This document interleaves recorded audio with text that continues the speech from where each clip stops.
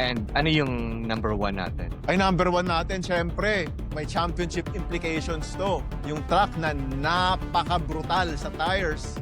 Yes. Qatar. Syempre. Qatar. Ayan, ano nangyari sa Qatar, parang Dax? Bukod sa pagkakapanalo ni Max Verstappen na nagbigay sa kanya ng sobrang laking chance to take the championship sa Abu Dhabi. Marami ding mga kaganapan, lalong-lalo na yung strategy blunder ng McLaren. Correct.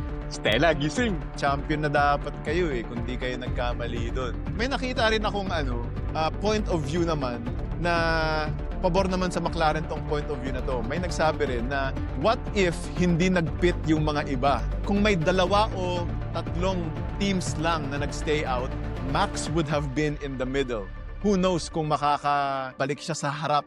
We'll never know. Pero may konting luck factor din na lahat nung nasa likod ni Max nag-pit din. Yes. Kaya ang kailangan lang ungusan ni Max yung 2 nag-stay out. But if tama. the other cars stayed out, Max would have gone out of the pit lane maybe 6th or 7th. And who knows, maybe that would have been in favor of McLaren. Pero hindi naman nangyari yon. So Yeah. it doesn't matter.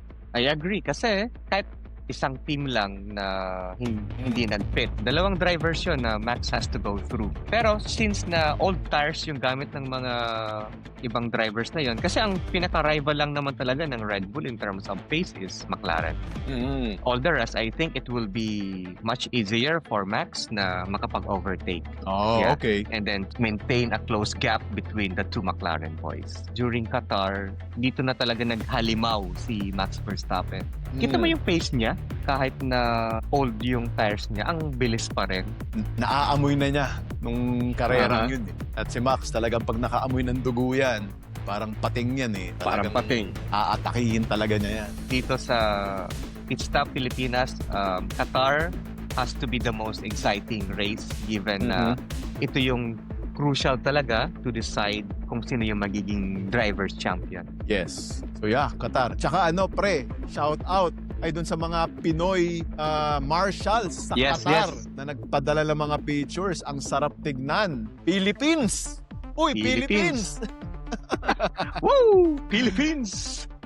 Kaya sa mga followers natin dyan, kung may mga marshals, mekaniko, basta kung tatrabaho kayo dyan sa mga Grand Prix, pag panahon ng Grand Prix na yon, sendan nyo lang kami ng picture, syempre, para ipagkalat natin sa buong mundo. Nagkalat ang mga Pinoy sa F1. Not just Qatar, but also Abu Dhabi. Yung mga Sa Abu Dhabi din, Filipino oo. marshals natin.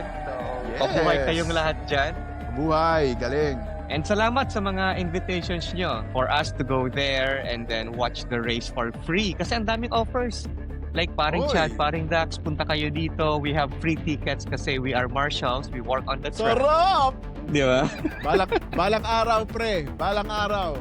Magkakasama din tayo siguro dyan sa mga racetracks na yan. Salamat.